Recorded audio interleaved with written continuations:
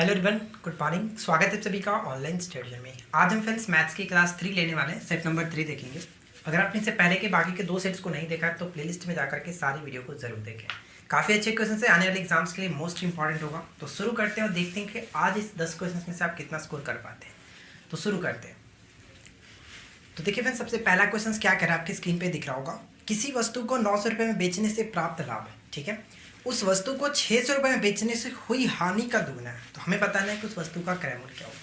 कैसे करेंगे इस क्वेश्चन को? तो काफ़ी आसान क्वेश्चन से कैसे करेंगे। देखिए, किसी वस्तु को 900 रुपये में बेचने से जो हानि या जो लाभ हुआ है, यानी लाभ बराबर क्या होता है, आप कहेंगे लाभ बराबर क्या होता है। मानते देखिए क्रय मूल्य हम लिख लेते हैं कि क्रय मूल्य हमारे पास 100 रुपया, हमें क्रय मूल्य जो निकालना है 100 रुपया। तो आपको पता है कि लाभ बराबर विक्रय मूल्य माइनस क्रय मूल्य, यानी लाभ बराबर हम देखें तो विक्रय मूल्य कितना है। विक्रय मूल्य आपके पास पता है कि 900 रुपये में बेचने पर, यानी कि 900 विक्रय मूल्य माइनस क्रय मूल्य, ठीक है। ये जो हो रहा है लाभ, अब क्या कह रहा है कि 600 रुपये में बेचने पर हुई हानि का दुगना है। यानी कहने का मतलब हानि बराबर क्या होता है, आप कहेंगे कि क्रय मूल्य माइनस विक्रय मूल्य। तो क्रय मूल्य तो हमारा x है और कितना रुपये में बेचा जाता है, 600 रुपये में बेचा जाता। तो कहने का तात्पर्य ये था कि 900 रुपये में बेचने से हुआ लाभ 600 रुपये बेचने से हुई हानि का दुगना है। ये दुगना है तो हम क्या करेंगे, इधर दोगुना करेंगे ताकि दोनों तरफ इक्वल हो जाए। अब बात समझ में आई आपको? बस क्वेश्चंस को सॉल्व कर लीजिए, कोई दिक्कत नहीं है। यानी हम यहाँ पे 900 माइनस एक्स बराबर 2x माइनस 6 दूना 1200 हो गया। और कितना हो जाएगा, अगर एक तरफ देखें तो कितना होगा, 2100 बराबर में आपका 300, यानी x की वैल्यू कितनी निकल गई, आप कहेंगे कि x की वैल्यू 700। तो 700 क्या निकला, क्रय मूल्य निकला। करेक्ट आंसर हो गया 700। बहुत ही सिंपल सा क्वेश्चन था। देखिए सेकंड क्वेश्चन कह रहा है कि यदि tan a plus cot a equal to 5 दिया गया हो तो tan square a plus cot square a की वैल्यू क्या होगी। अब यहाँ पे इस क्वेश्चन को कैसे करेंगे, तो बहुत सिंपल सा है, आसानी से कर सकते हैं कि tan a plus cot a की वैल्यू जो कि 5 के बराबर है, और हमें निकालना क्या है, हमें निकालना है tan square a plus cot का स्क्वायर a बराबर 1। ये हमसे पूछा रहा है। तो हम यहाँ पे क्या कर सकते हैं कि बोथ साइड स्क्वायर कर लेते हैं, यानी कि दोनों तरफ स्क्वायर कर लेते हैं। तो आप कहेंगे दोनों तरफ स्क्वायर करेंगे तो कुछ कंडीशन ये इस तरह से हो जाएगा, है कि नहीं। दोनों तरफ अगर स्क्वायर करेंगे तो ये कुछ इस तरह से हो जाएगा।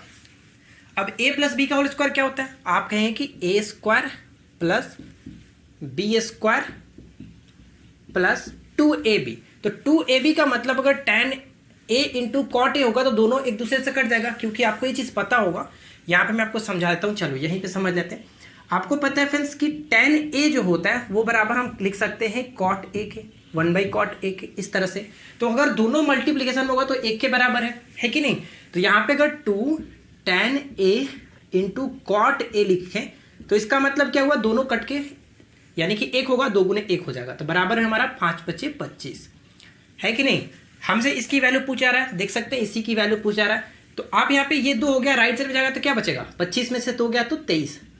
करेक्ट आंसर हो गया 23, जो कि हम ऑप्शन डी को टिक कर सकते हैं। कोई दिक्कत? तो उम्मीद करता हूँ कि आपको ये चीज़ समझ में आ रही है कैसे इसको सॉल्व करना है।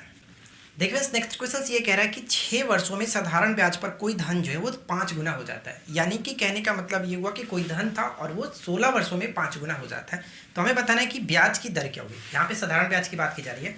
तो कहने का मतलब ये हुआ कि जब 5 गुना हो जाता है, कहीं भी गुना हो जाता है, तो उसका मतलब ये हो कि वो मिश्र धन हुआ, ठीक है। इस बात को समझिएगा।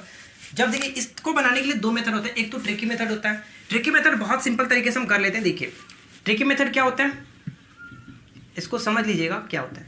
ट्रिकी मेथड हम डायरेक्ट यहाँ पे अगर हम रेट परसेंट निकालना होगा तो क्या करेंगे, रेट परसेंट निकालते कैसे हैं, तो n-1 n का मतलब यहाँ पे जो गुना दिया जाता है वो n-1, और नीचे में हमारा टाइम दिया रहता है वो, और गुना 100 करेंगे। ये होता है हमारा एक ट्रिकी मेथड। इस पर आप वैल्यू को पुट करेंगे तो करेक्ट आंसर हमारा डायरेक्ट आ जाएगा। लेकिन हम इसको अब थोड़ा सा जो कि कंसेप्ट होता है उसको हम समझा देते हैं। देखिए आपको पता है कि SI इक्वल टू क्या होता है, SI इक्वल टू आप कहेंगे कि PR/T/100, ये होता है आपका।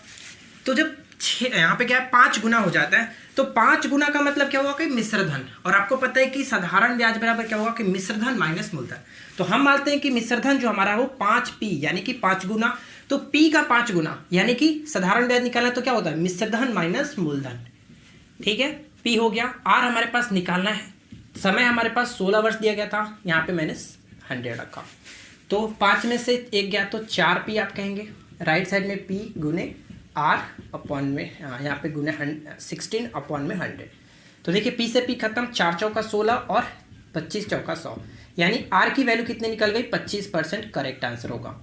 अब यहाँ पे भी हम इसको वैल्यू को पुट करते तो यही करेक्ट आंसर आगा। देखिए 5 में से गया कितना हो गया 4 और नीचे हमारा 16 था और गुने में 100, यानी कि 4 चौका 16 25 चौका 100 आ गया कि नहीं 25%। तो ये होता है एक ट्रिकी मेथड और ये होता है आपका कॉन्सेप्ट। तो जो भी आपको समझ में आए उसको आप करिए, कोई प्रॉब्लम नहीं है। लेकिन क्वेश्चन काफ़ी अच्छा था, इसको आप अच्छे से समझ लीजिएगा। चलिए फिलहाल देखते हैं नेक्स्ट क्वेश्चन क्या कह रहा है। अगला प्रश्न है कि एक टैक्सी चालक को 12 किलोमीटर प्रति घंटे की गति से अपने गंतव्य तक पहुंचने में 3 घंटे लगते हैं। तो यहाँ पे हमारे पास क्या है, जो कि हमारे पास स्पीड दिया गया है और एक टाइम दिया गया है। तो सबसे पहले हम डिस्टेंस निकाल लेते हैं कि डिस्टेंस कितना है। 12 किलोमीटर प्रति घंटे से 3 घंटे चलता है, तो यानी कि टोटल 36 किलोमीटर वो चला होगा। ठीक है, टोटल 36 किलोमीटर का इसका डिस्टेंस है। अब आगे क्वेश्चन में ये कह रहा है कि ज्ञात कीजिए कि उसे अपनी गति को कितनी प्रतिशत बढ़ानी चाहिए ताकि वह 2 घंटे में ही अपने गंतव्य को पूरा कर ले। यानी कहने का मतलब ये हुआ कि हमारे पास टोटल ऑफ डिस्टेंस 36 किलोमीटर है। अब क्वेश्चन में कह रहा है कि उसके चाल को कितना बढ़ाना चाहिए, कितने प्रतिशत बढ़ाना चाहिए कि वो अपने जो गंतव्य पर पहुंचता था पहले 3 घंटे में, अब वो मात्र 2 घंटे में पहुंचे। तो हमें स्पीड निकालना पड़ेगा। तो हमें अगर स्पीड निकाले तो क्या होगा, 36 बटे अगर हम 2 से डिवाइड करें तो कहने का मतलब कि 18 किलोमीटर प्रति घंटे की स्पीड से चलना पड़ेगा उसे। पहले जो वो स्पीड 12 किलोमीटर प्रति घंटे से चलता था, अब उसे 18 किलोमीटर प्रति चलना पड़ेगा। तो कितने प्रतिशत बढ़ाया, हम प्रतिशत यहाँ से निकाल लेते हैं। तो कितने प्रतिशत उसने चाल की वृद्धि की, तो आप कहें कि 12 से 18 कर दिया तो 6 की वृद्धि की। तो कितने पे हम प्रतिशत निकालें, तो स्टार्टिंग पे रखेंगे और नीचे आपका 100। ठीक है, तो देखिए यहाँ पे कहने का मतलब कि 50% की उसने वृद्धि की। बताइए कोई दिक्कत? बहुत ही प्यारा क्वेश्चन था, बहुत सिंपल सा क्वेश्चन था। अगर आपको समझ में है तो आसानी से कर सकते हैं। देखिए फ्रेंड्स, इससे भी हम थोड़ा सा टफ लेवल चलेंगे, लेकिन जिन लोगों को ये चीज़ समझ में आ रही हो उनके लिए तो काफ़ी आसान है। लेकिन जिनको थोड़ा सा प्रॉब्लम हो रही है तो हम उनको भी साथ में लेकर के चलेंगे, ताकि वो भी बेसिक से जो कि एडवांस क्वेश्चन तक भी कर सके। ठीक है ना? तो चलिए आगे की तरफ बढ़ते हैं और नेक्स्ट क्वेश्चन ट्राई करते हैं। देखिए फ्रेंड्स, नेक्स्ट क्वेश्चन कह रहा है कि 2 पूरक कोणों के बीच का अंतर 40 डिग्री है। तो हमें कोण बताना है। तो पूरक आपको पता है क्या होता है, पूरक जो होता है वो 90 डिग्री के बराबर होता है, जबकि समपूरक 180 डिग्री के बराबर होता है। ये पहले डाउट्स आपको क्लियर रखना है कि पूरक जो होता है वो कॉम्प्लीमेंट्री जिसको कहते हैं 90 डिग्री, और सप्लीमेंट्री जो होता है वो 180 के बराबर होता है। तो इसको बनाने के 2 मेथड हो सकता है। पहला चीज़ तो हम मान सकते हैं यहाँ पे कि मानते हैं पहला जो कोण है वो ए है, दूसरा जो कोण है वो 90 माइनस ए है।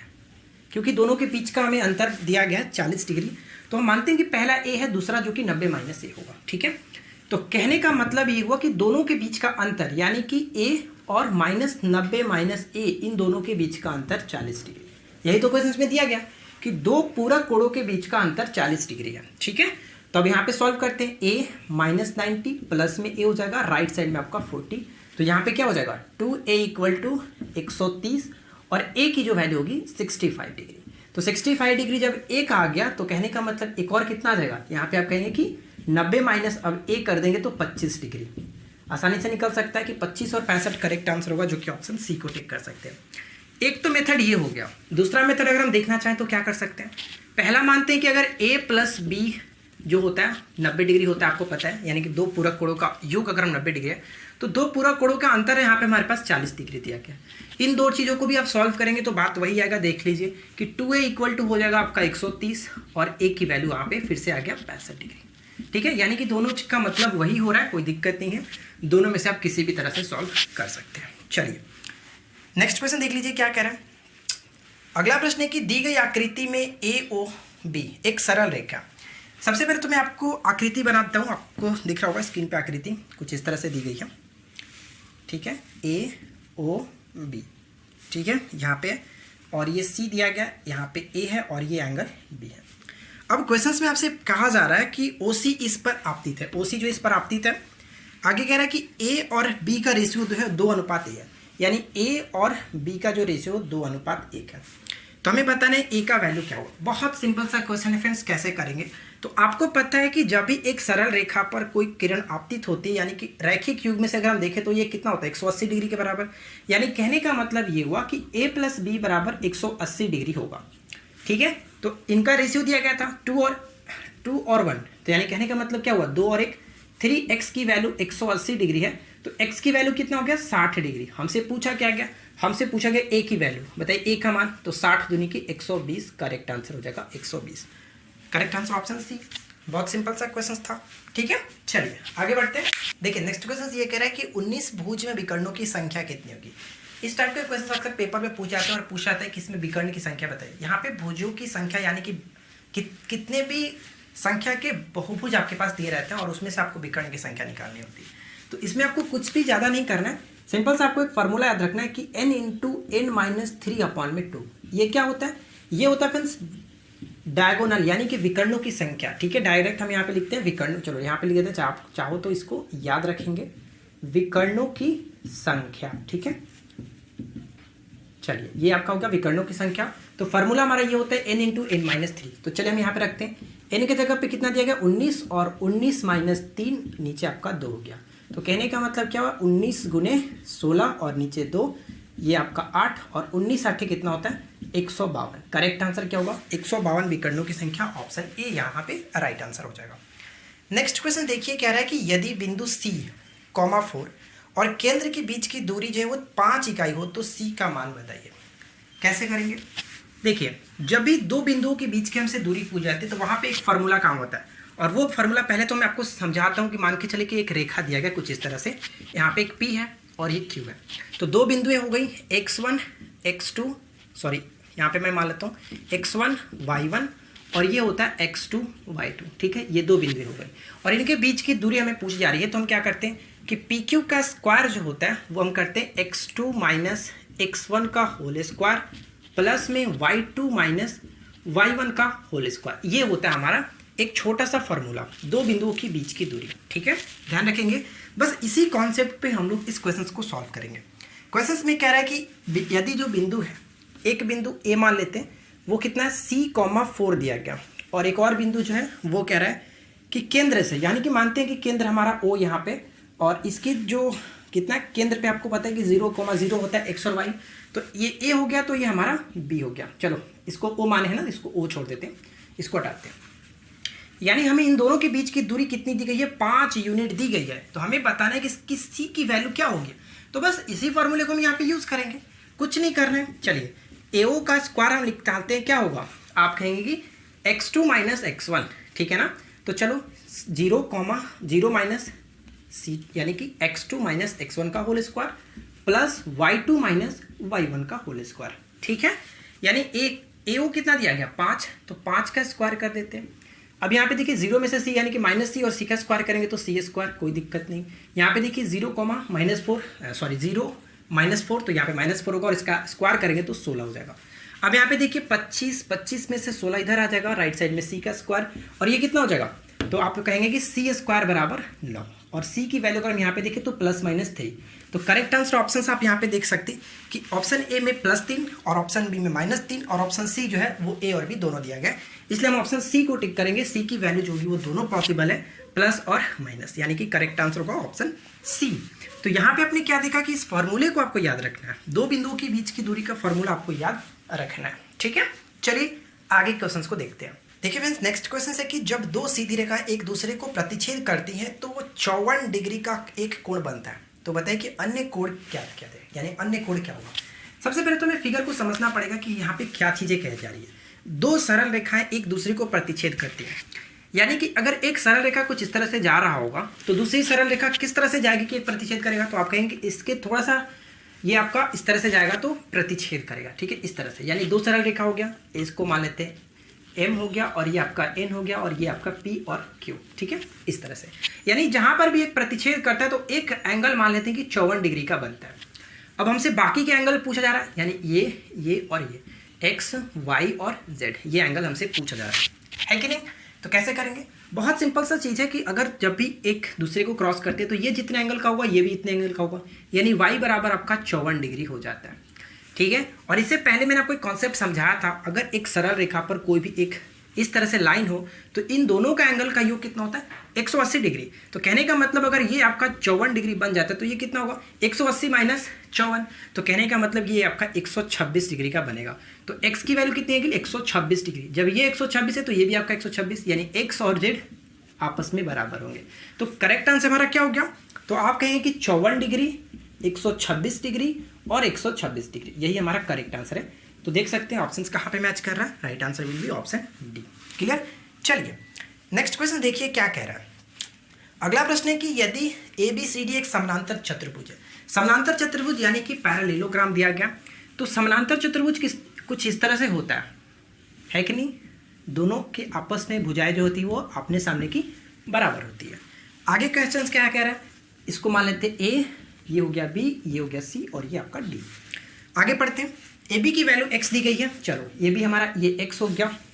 आगे क्वेश्चन कह रहा है कि BC जो दिया गया वो 3x + 2/2, 3x, चलो इसको मान लेते हैं, जो BC है कितना, 3x + 2/2 ये दिया गया। अब हमसे पूछा है कि समानांतर चतुर्भुज का परिधि दिया गया, परिधि इसका हमारे पास दिया गया कि 32 सेंटीमीटर, तो हमें बताना है कि लंबी भुजा क्या होगी। देखिए लंबी भुजा हमें बताना है, तो आपको पता है कि ये जो परिमिति होता है बिल्कुल क्या होगा, परिमिति का मतलब क्या होता है कि चारों भुजाओं का योग। तो कहने का मतलब यहाँ पे परिमिति क्या लिख सकते हैं, ये दोनों बराबर है एक दूसरे से और ये एक दूसरे से बराबर है, तो कहने का मतलब 2 लिख सकते हैं AB + BC, है कि नहीं, ये हमारा परिमाप हो गया। और ये कितना दिया गया, 32 दिया गया।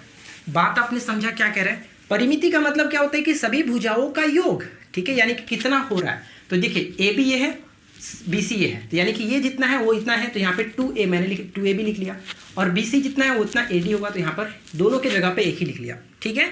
अब यहाँ पे वैल्यू को पुट कर लेते हैं, AB की जगह पे x है, BC की जगह पे 3x + 2/2 हो गया, राइट साइड में 32 है कि नहीं। अब यहाँ पे देखिए ये 2x + 3x + 2 में आपका 2 हो गया, बराबर में हमारा 32 है। अब इसको सॉल्व करते हैं, आसानी से ये हमारा खत्म हो जाता है, कोई दिक्कत नहीं। अब यहाँ पे क्या होगा, 5x + 2 = 32, और x की वैल्यू यहाँ पे क्या निकल जाएगा, 30, यहाँ पे 6, x की वैल्यू 6 आ गया, ठीक है, x की वैल्यू 6। अब यहाँ पे हम समझते हैं एक चीज़, अगर आप यहाँ पे देखेंगे तो x की वैल्यू आपका ये बड़ा एंगल आप कहें कि ये होगा, लेकिन हम यहाँ पे वैल्यू को पुट करके देखते हैं, अगर x की वैल्यू 6 ये आ रहा है तो ये हमारा कितना आ रहा है, तभी तो हम पहले तो ये क्लियर नहीं कर सकते हैं कि हमारा जो AB हम इस तरह से भी तो मान सकते थे। कहने का मतलब मेरा ये समझिए, आप सोच रहे हो कि AB हमारा ये बड़ा है तो आपका करेक्ट आंसर 6 हो जाएगा, लेकिन ध्यान दीजिएगा हम इस तरह से ना मान करके इस तरह भी से तो मान सकते थे, ठीक है। तो उस कंडीशन में अगर हम इस तरह से फिगर बनाते तो 3x + AB जो आता हमारा x ये आता, और BC जो आता 3x + 2 ये आ जाता, ठीक है। तो आप बताते कि यहाँ पे हमारा एंगल ये बड़ा हो जाता है, इसलिए हम यहाँ पे क्या करते हैं कि x की वैल्यू को पुट करके देख लेते हैं हमारा बड़ा एंगल क्या हो रहा है, बड़ा जो लंबाई हो रहा है वो क्या हो रहा है। तो x की जगह पे 6 आता है तो हम यहाँ पे पुट करते हैं, तो 6 × 18 = 20, 20/2 यानी कि 10। तो कहने का मतलब ये हुआ कि यहाँ पे हमारा जो बड़ा लेंथ होगा वो क्या होगा, 10 होगा। करेक्ट आंसर ऑप्शन हम A को टिक करेंगे। वैसे भी ऑप्शन में आप देख रहे हैं कि 6 दिया गया था, लेकिन ध्यान दीजिएगा फ्रेंड्स, आप ये मत समझ लेना कि AB जो बड़ा हो रहा है तो हम AB को टिक करेंगे। फिगर को हम इस तरह से भी कर सकते थे ड्रॉ, ABCD करके, और AB की वैल्यू x यहाँ पे मानते तो यहाँ पे छोटा हो जाता है कि नहीं। तो इस तरह से मैंने किया है ताकि आपको अच्छे से समझ में आ जाए। तो देखिए यही था हमारा आज की इस वीडियो में क्वेश्चंस, 10 क्वेश्चंस। तो उम्मीद करता हूँ कि आपको ये चीज़ समझ में आ गई होगी। अगर आपको ये वीडियो पसंद आया तो लाइक कीजिए, अपने दोस्तों के साथ शेयर कीजिए। एक छोटा सा क्वेश्चन आपके स्क्रीन पे दिख रहा होगा, इस क्वेश्चन को सॉल्व करके बताइएगा कि राइट आंसर क्या होगा इस क्वेश्चन का, ठीक है। और इसी क्वेश्चन को हम नेक्स्ट वीडियो में जो कि आपके साथ शेयर करेंगे। तो मिलते हैं किसी और वीडियो में नेक्स्ट टॉपिक के साथ। Thanks for watching, keep watching, keep learning, have a good day.